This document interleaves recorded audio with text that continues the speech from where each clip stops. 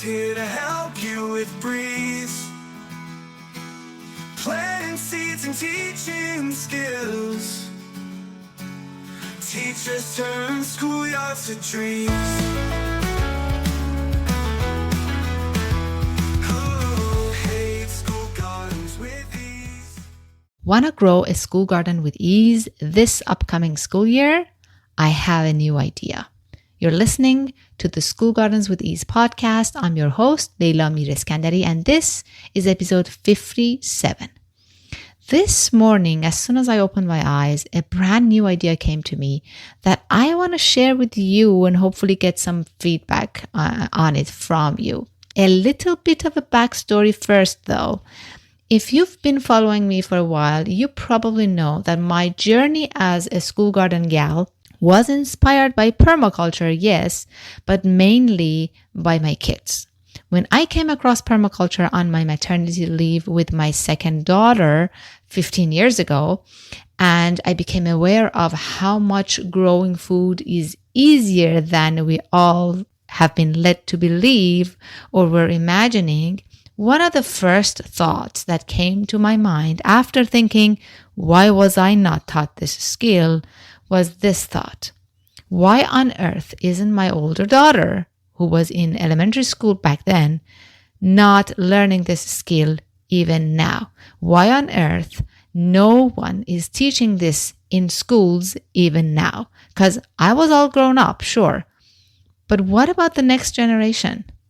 And then this idea that it might be too late to fix this educational gap for my older daughter because she was already in grade school, but maybe we could fix it for the little baby in my arms and for those babies who were yet to be born. This idea consumed my mind. I mean, somebody had to do something about this.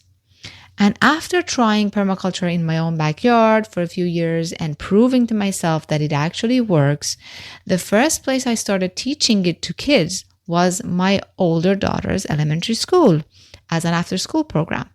And the first time I ever taught it as an in-school program alongside classroom teachers was also in my daughter's elementary school when we moved her to a public school. Thanks, many thanks to the amazing principal of that school who suggested this idea of bringing this program as an in-school program. You see, I was a software developer back then and not at all an educator, but I was super passionate and inspired as a concerned mother who was willing to dedicate her life to this cause. And that's what I did. My kids were always my inspiration. All that to say, my work got started with elementary teachers and students because my older daughter was that age and I had access to those environments. And I stuck to elementary and middle school because it was much easier to bring gardening to those classrooms than it is in high school. There was one main teacher who could teach many subjects in the garden and connect it to math, science, social studies, language arts, and all the learning competencies as well, very easily.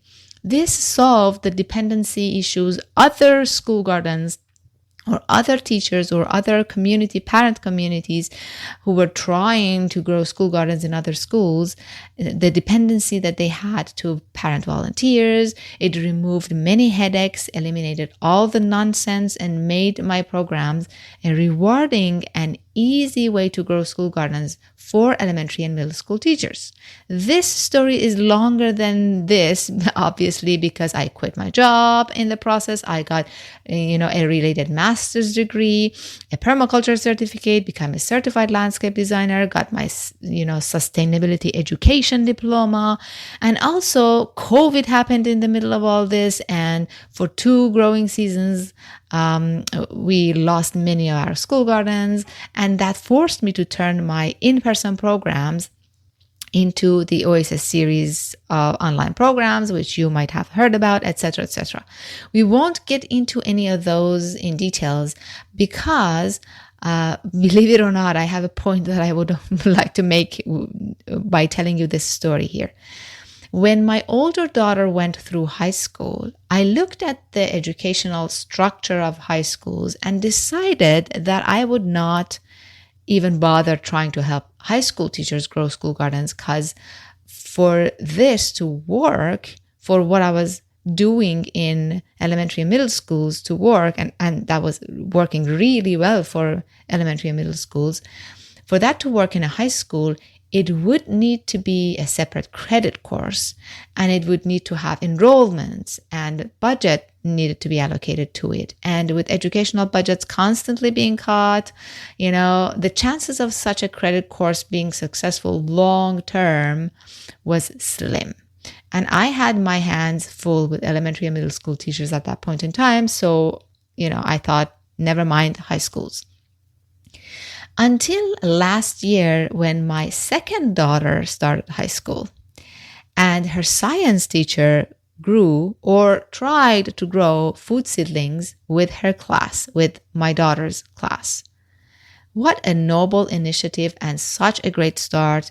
But then she made all the classic mistakes in my book and the whole project went south and was wasted, with kids not learning much, essentially, at the end. The whole time I watched this teacher, through my daughter, of course, because I wasn't gonna, interfere. This is high school. The parents' involvement is a different story, right? I didn't want to just interfere and contact the teacher or nothing like that, because I didn't even have any programs developed for high school that I could offer her to help her with that. So I quietly just watched her through my daughter. The whole time I was thinking, oh no, she's making all the mistakes I help my elementary and middle school teachers avoid. And if only she knew that those mistakes, what mistakes to avoid and what easy techniques and strategies to employ, all of which would have been amazing additions to her science lessons too, if only she knew all of that. That's all I was thinking throughout the semester. And this also showed me that maybe, just maybe, growing food in a high school doesn't have to be a separate credit course.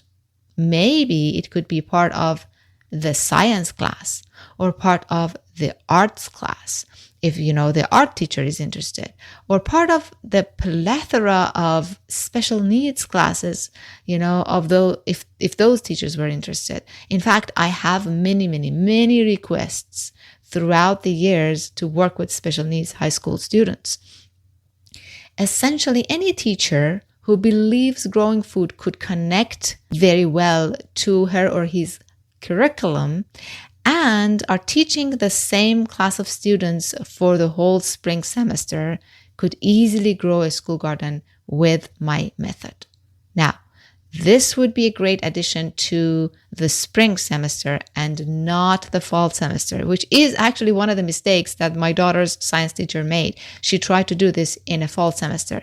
But still, even if it can be part of only half the school year, it's better than nothing, right? Another thing that had kept me working with elementary and middle school is the fact that I had lesson plans that I designed for my own facilitators to run my programs in local schools. And after COVID, I turned those into the Oasis, famous Oasis series of programs. Teachers loved those programs, mainly because they are all done for you. All the teachers need to do is follow the lesson plans that I give them and end up with an easy, highly impactful and educational garden without having to become an expert themselves, do any trial and errors, research, go on the internet and surf and get books. None of that, right? All done for you. And I didn't have such a done-for-you program for high school, obviously. But here's the thing. Even though teachers usually don't believe this themselves, after a decade of working with them, I know for a fact that most teachers really don't necessarily need everything done for you. I know that if I teach them the basics of growing a school garden in terms of the curriculum and the implementation, they can easily come up with their own plan and with their own lesson plans really easily and really fast too. That part of it is not that difficult actually. So this morning, I had this idea that maybe I need to start teaching teachers how to do this. Like really teach them everything in my method from A to Z, from planning to approvals to budgeting to, lesson plan writing to material sourcing, garden design implementation, summer maintenance, etc., etc. In fact, I have already created a class for the design and implementation and maintenance part of it called School Gardens with Almost No Summer Maintenance. All I need to do is to create another course or another class about the logistics and the educational part of it and the curriculum part of it. And it would be done. It would be finished. These two classes together would teach teachers all of my method, A to Z. I have so much to share with you and I'm so excited about it. I will, of course, have the Done For You Oasis programs available for elementary and middle school teachers too, because those are amazing and have been responsible for the creation of so many amazing school gardens. But for those teachers who are willing to learn and especially for those high school teachers who want to incorporate this into their classrooms, I want to create a class. And this obviously would be more affordable because done for you material are always more expensive, right?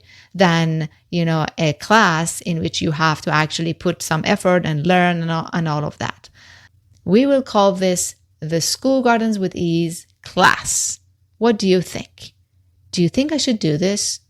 I need your help here because, it has happened to me before more than once that I thought I had a brilliant idea and then I went for it and I put it, all the time and hard work into it, creating it, only to find out that I was the only one who thought this was a good idea and none of you wanted it. Okay, so I would like to avoid another one of those, please. If you collectively don't think it's a good idea, let me know, please. No hard feelings. I really rather know it now than after the fact. So please do so. Please let me know so that I don't waste my time and energy on something you don't want. And if you think this is a good idea, also tell me. Click on the feedback link in the show notes and select one of these 3 options. Yes, maybe, and no. Simple as that. It will take each one of you 10 seconds and me a whole lot of time and energy if this is really not something that you like, right? Will you help me, please? Thank you so much in advance. I look forward to your feedback and I will talk to you next week in another episode.